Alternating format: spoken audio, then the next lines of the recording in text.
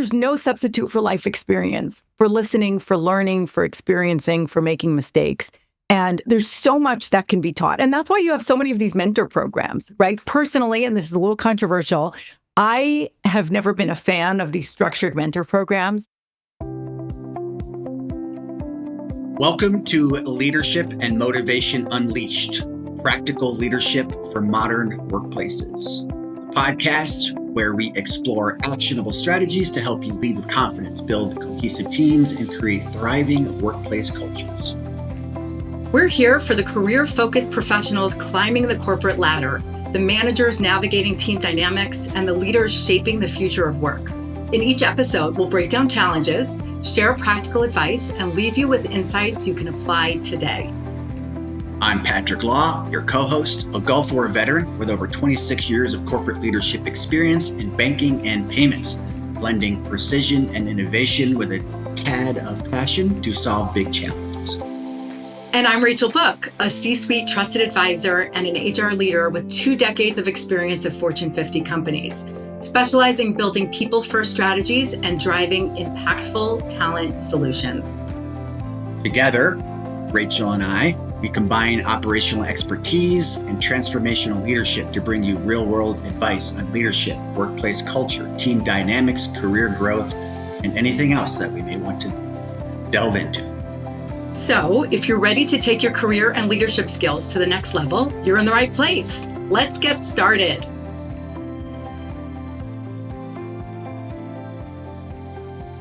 Okay, we're here to talk about intergenerational dynamics today. That is a juicy topic. Every so often, there's an article that comes out and counts the number of generations that there are in the workplace. I think there's 5, right? So there's still some boomers, there's Gen X, there's the millennials, well, Gen Z or Zoomers or something like that. And then I've even heard that the next generation is Generation Alpha. I guess they have to start from scratch if you begin at the end of the alphabet with the X. But there's lots of generations in the workplace, right? And generations, I think, span approximately 20-ish years or so. And so even people from the beginning of a generation might have different approaches and perspectives than people from the later parts of the generation. Like I am at the cusp of Gen X. So yeah, people who grew up in different generations have different life experiences, right? And when you put everyone together in the workplace, there's bound to be some friction and lack of understanding. What bugs me the most about intergenerational dynamics is the amount of judginess that goes on in all directions, right? So you've got, the people from the older generations, looking at the younger generations, it's like, oh, they don't have any attention span, right? They're not willing to put in the hard work. They didn't have to come up the way we did, right? Walk to school uphill both ways in the snow, right? And maybe resentment, right? Looking at this younger generation and seeing, in some cases, how much easier they have it, right? And how that might affect their behaviors. And then on the other hand, there's judginess in the other direction, where some of the people from the younger generations might look up at us old fogey types and say, oh, you guys don't get it. You're so out of touch. You don't know how to use technology. You're stuck in your ways, right? And I think, judginess is always unfortunate, but what that does is we miss the opportunity to learn from each other and appreciate the unique value, right, that each generation brings from the workforce. So Patrick, what are your thoughts on that? What have you experienced? What nuggets of wisdom can you share with us? I actually love this topic a lot. I have firsthand experience in talking to people about the generational divide. So there is a company called Bridge Builders, and I've looked them up and I don't see them around anymore. It looks like they changed their name and expanded into a company that looks like it's called CEO Insights. But at the time it was Bridge Builders.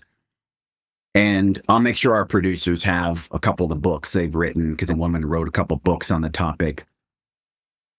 And they were public speakers. And the guy was a producer for Dateline. And his son was coming up and he really wanted his son to follow in his footsteps, but the kid didn't want anything to do with it. So his friend, who was also in the news business in New York, started this bridge builder thing. Because you're like, look around us. Like, there's older, there's younger, and this guy was Gen X. So I'm Gen X. And then the next one coming at the time, because this would have been 2000 when I got involved in this, Millennials were just coming on board. And I think the oldest millennial at the time in 2000 was 10 or 11, but it was already shaping up to be the largest population set in the workforce, replacing the baby boomers. And the CEO of the bank was at an awards event for the most influential women in banking, I think was the title of the event. And US Bank won that award hands down every year. Richard was an empowerer of women in the workforce. And a lot of females at US Bank were EVPs. Now, I'll give Richard credit, even though he's been out of the bank for a minute. The new CEO of US Bank is a female. And it didn't get a lot of press, which is unfortunate, but I want to say she's the first female CEO of a top 10 bank. I think. Maybe I'm wrong, but I can't name another one. And Citi. it's just really? When did that Citi happen? gosh. Okay, we'll put it in our notes. I'm embarrassed I don't know her full name, but it's Jane. Well, then she's the second one. So it didn't get as much press as I think it should have. Anyway, the keynote speaker was the bridge builder people. And they went through a diagram that I'll find it and put it to the producers too. You guys should put it in this chat and everyone should look at it, called the talent gap. And so this was 2010. And they said by 2020, there won't be enough people to do the work America needs done because math and science kind of got replaced with basket weaving. Don't anyone be offended by that. But social sciences started lurching ahead well before 2010. And math and science kind of faded out. And I want to say in 2010, like less than 5% of degrees conferred in America was math and science. Less than 5%. And banks are built on math and science, ones and zeros. I mean, you could say it's the handshake and the branch and the mortgage lenders, but it's really science. Like technology is science. So what is the world going to do? And boomers at the time were retiring at, I want to say it was 75,000 a day. And Gen X, my generation, was the smallest generation in the workforce. And it was a huge gap between boomer and X. And then the millennials were coming up. And the millennials were getting into the gig economy. No one grows up and says, I want to be a banker. People choose to work, usually to feed themselves and their families, and they just kind of feel their way through it. Not a lot of people have a guided direction. Some do, saying a lot don't. And a lot of people I worked with at US Bank for 14 years told me they wanted to grow up and be a banker. They had other dreams. I wanted to be a pilot. It's just the way kind of life takes you. But we spent 2 weeks in Napa Valley, which is where Bridge Builders' offices were, being immersed in generational differences in the workplace. Don't discredit baby boomers because they're older. They have a lot of value to add. They have so much wisdom. Talk to them. Give them roles. Gallup was involved with Bridge Builders, and Gallup had all kinds of surveys about, baby boomers had more desire for career advancement than Gen X. Even though the boomers at the time were nearing the end of their careers, they still wanted advancement. Baby boomers put us on the moon. Baby boomers put Disney in Japan. Baby boomers sold Coca-Cola in China. They created the world's greatest economy. And just because you age doesn't mean you're less than. And they still want more. If you're a leader, feed them. Don't discredit them. The millennials. We did a lot of role playing around, earring in the nose, purple hair. A lot of hiring managers would not equate purple hair and a nose ring with greeting the public in a branch. What Richard Davis heard that night at the Most Powerful Women in Banking Awards show that they won again was he's going to run out of employees.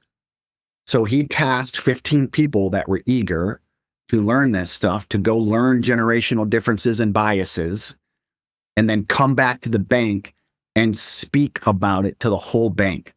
I spoke to 10,000 people from 2011 to 2015 about generational differences in the workplace. I loved it. And I flew all over the country, branch employees, mortgage lenders, payments people like me, like all kinds of people about what are your biases? Let's talk about them. Me, remember the last episode, Mr. First 10 years, not that great interacting with people, but I so am enamored with human behavior. And I love the generational differences in the workplace because talent is hard to find. Go back to the talent gap. Baby boomers built the economy we all enjoy today. They did, everybody. Gen X, not enough of us around. Then millennials. And millennials weren't getting the type of education they needed to replace the baby boomers. And then my generation was stuck in the middle. Oh, Law's standing there, give him the job. He'll figure it out. We can't find anybody. I'm making that up a little bit, but that was scary for a CEO of a bank to hear that. And what came out of the 15 of us, and like 10 of us were left at the end. 5 people left to go do other jobs, or they left the bank altogether. But there's 10 of us left after the 5-year mark, so around 2015, still helping young leaders, older leaders deal with each other. So I love the dialogue with the 30-year-old branch manager who was interviewing a 55-year-old person that wanted to be a teller. They wanted to learn banking. The old biases were dead. You can't be overly choosy. A real life example. So after 9/11, a lot of millennials didn't want to work above the 2nd or 3rd floor of the high rises we had. And there were lots of jobs open in Minneapolis at the headquarters building at 600 Nicollet, still remember the address, that were like on the 25th, 27th floor. And these jobs were open for 6, 7, 8, 9, 10 months. They were like, we don't understand why we can't fill these jobs. We're a U.S. bank. So they called us because the managers around the company just started calling the generational people saying, hey, no one under the age of 30 wants to work for us. So we started, hey, pick up the phone. So we called the people that said no. And several of them said, after 9/11, I don't want to work above the 2nd floor. I got to be able to get out. And no one ever thought to ask them that.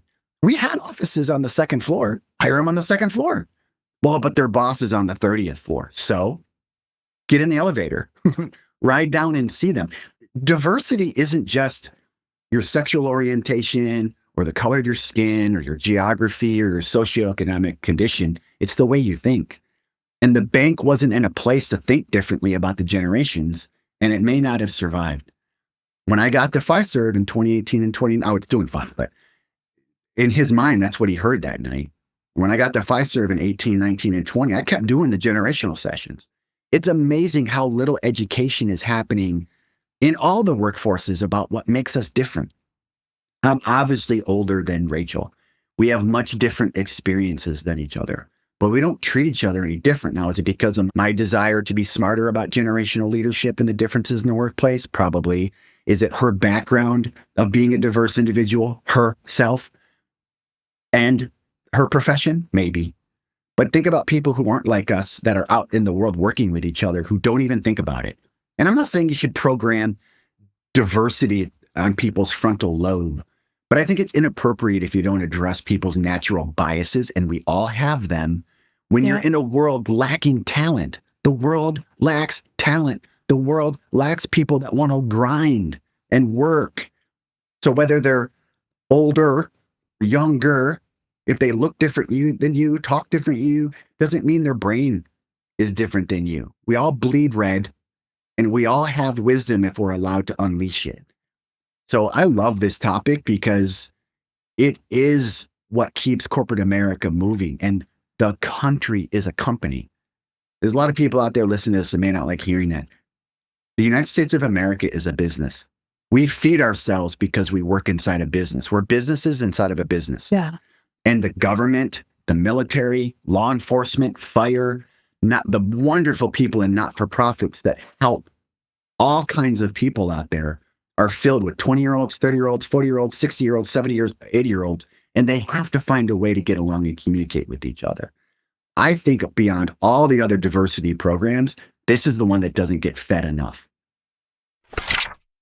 We pick our topics based on what we imagine is on the minds of many, but we are not mind readers. So please use our form, which we'll link for you in the show notes, to suggest additional topics we should consider, request to be a guest on our show, or give us constructive criticism, which will make our podcast more valuable for many. Thank you so much. We appreciate you. It's really true. And, it's interesting because many companies have employee resource groups, right, where they have employees, who share affinities or different connections or identity experiences. And, I remember there being these early young professional networking groups or early career groups, and it was all like the young people who hung out and went for drinks after work or things like that. And over the past few years, those groups are starting to become more multi-generational. And what happens is you put people together and you force the conversation, because we get so stuck in our own heads. We forget that different people have different experiences and different things to offer based on how long they've lived on the planet. And when people just show up to the workforce, besides for the fact that they were educated differently than we were, they've got such fresh perspective because they're looking at the work that we've looked at for decades with a fresh pair of eyes and with different skill sets and different perspectives. And then on the flip side, people have been around for a while. They've made the mistakes already. They're able to layer different aspects of their experiences and derive conclusions and next steps based on that. And so it is such a missed opportunity if we don't learn from each other and we focus on the different aspects. Years ago, this was funny. I remember, I'm trying to remember what year it was. It was probably like 2010-ish. The AARP had this program called Life Reimagined. They were realizing that lots of people were retiring from the workforce at, 55, 60, 65. And then they were changing their minds. So either they just had nothing to do all day at work, or their partner or spouse kicked them out of the house, or circumstances changed and they actually needed more income. And so people were looking to re-enter the workforce after retiring. And so this Life Reimagined was a program to help. And so I had the privilege of speaking on a webinar and helping to provide guidance to some of these professionals to help them understand how to sell their experiences. And at the same time, professionally, I was building a team of solutions consultants who had a unique blend of engineering skills, sales skills, and also an industry vertical area of expertise. And it would be impossible to qualify for this job without having spent a certain number of years in each of these professions. And so the fact that some of these people had a career and then they did something else, what that does is it creates something that's greater than the sum of its parts. And so I think there's no substitute for life experience, for listening, for learning, for experiencing, for making mistakes. And there's so much that can be taught. And that's why you have so many of these mentor programs, right? Personally, and this is a little controversial, I have never been a fan of these structured mentor programs because, if I call you and I'm like, hey, Patrick, will you be my mentor? It becomes like a little awkward, right? It's a very forced type of relationship. And that will be a topic for another time. We'll talk about the best way to design mentoring programs. But have you ever heard of reverse mentoring? Mm-hmm. Yeah. And so years ago, I had the privilege of being a reverse mentor to the chief marketing officer of AT&T who wanted to learn Pinterest. So this was when Pinterest was first, and I wasn't even so young, but I always loved technology and social media. And I was always the early adopter into whatever was newest and coolest. And I had the opportunity to sit with the chief marketing officer and teach her how to use Pinterest, right? And help understand, do we create a Pinterest board? We actually created a Pinterest board for the different uniforms that AT&T store employees wore to give job seekers a sense of like, what might your style vibe be when you come to work? And it's not just wearing a sweater vest, but there's all kinds of new options for all kinds of people with different fashion senses. So reverse mentoring is such a cool concept. And what it does is it gives people of different generations the opportunity to learn from each other without this whole power structure or system that gets in the way. And so you've got a senior executive who can be humble and recognizing the fact that they have something to learn from someone who has not been on the planet for as long as they do. And maybe they're their kids' age, but they can teach them something. And that's just such a valuable lesson. And I wish we did more of that. Yeah. Hey, I found the names of those people because I think it's relevant and important. So tell us. It's Lynn Lancaster and David Steelman. Have you before? I have not. No. He was an interesting guy. Learned a lot from him. And they wrote the book, The M Factor. That's what the cover looks like. And everybody... We'll put that in the show notes. Everybody at U.S. Bank in a leadership position got one. And then I started buying them just to give them to the people in the audience I was speaking to. Because I'd speak to 10 to 100 people at a time. And it was a 4-hour session or an 8-hour session. I did mostly 4 hours. And we had music. like music trivia from the different generations to get people's brains wired together. It was fun watching millennials trying to figure out a Steely Dan song. Do you know who Steely Dan is, Rachel? I do. Yeah. Okay.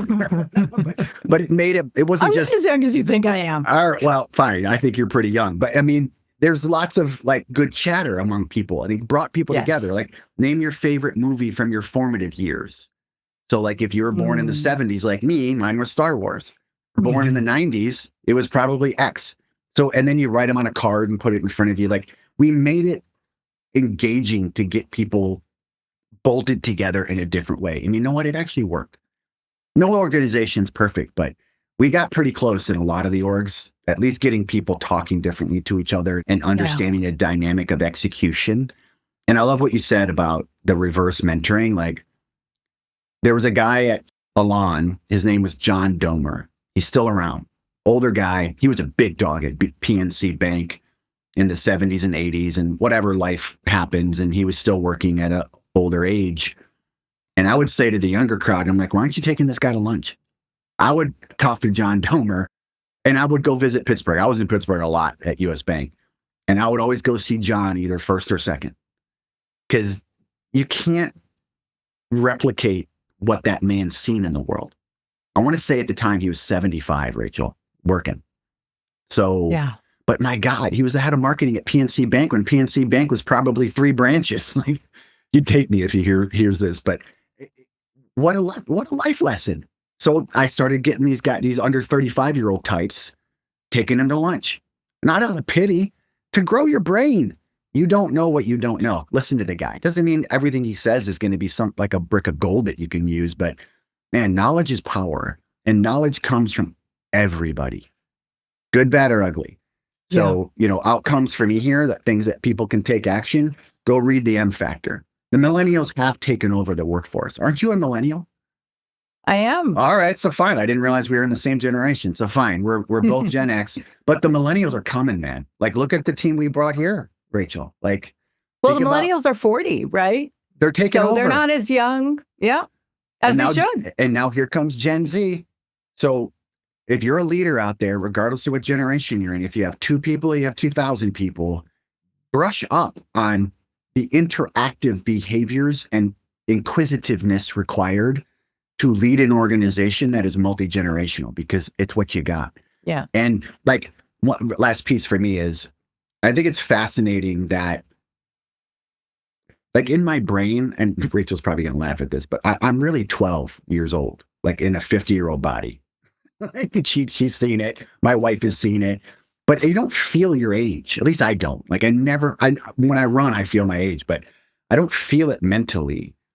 But I remember everything was a textbook, and wrapping the textbook in a garbage bag, like a paper, not garbage bag, a paper the ShopRite bags. And you doodle on it. My son only used an iPad. Everything was on an iPad, and he's 21 now. What is a 5-year-old going to experience? You don't even have to think. It just answers it for you. Think about Grok 3 inside X, everybody, or ChatGPT. The generation of kids that are under the age of 10 right now that will inherit our workforces, are you prepared for that? If you're a 30-year-old manager right now and you have aspirations to be whatever you want to be when you're 50, 60, you're going to be managing people who don't want to talk. How are you getting ready for that? To keep our country strong and growing, we have to take the workforce seriously. Start generationally. Get smart on what these people are and how you're going to lead them. That's it for me. Couldn't agree more. And so my takeaways for both continuums and everyone in every generation is stop being so judgy and look out and consider what you can learn from each other that will help you do better and help fill in the gaps for each one of us, right? Because ultimately we need everyone's perspective in order to round out the full picture. If you're a leader, definitely read those books that Patrick recommended. And also, as you put people together in project teams, be thoughtful about the types of experience that you want to assemble, right? When people are figuring out a thorny problem. And sometimes when you're introducing a couple of employees or assembling a special project team, speak up and explain why you did that and say, hey, I've asked Mary to join this team because did you know that before she joined here, she had a great career doing blah, blah, blah. And oh, by the way, Andy is going to be part of it. And did you know that on the side or during college, he did this special project in whatever. And so what you're doing is you're pumping up people introducing their special superpowers, right? And what that does is it sometimes opens the door for greater respect. And then put together these reverse mentorship programs. They don't need to be ongoing. It doesn't need to be a whole year. It could just be a 30-minute encounter of, hey, what can I teach you? What have I learned? Because at the end of the day, it makes us all better. Goodbye, everybody. Thank you. Thanks for tuning in to Leadership and Motivation Unleashed. If you enjoyed today's episode, please leave us a rating and review. It only takes 1 minute and it helps the show grow and reach more leaders like you in search of advice and motivation. And don't forget to subscribe so you never miss an episode. Please remember to share with your friends and family and coworkers, mentors, trusted advisors. This show is for everybody. See you next time.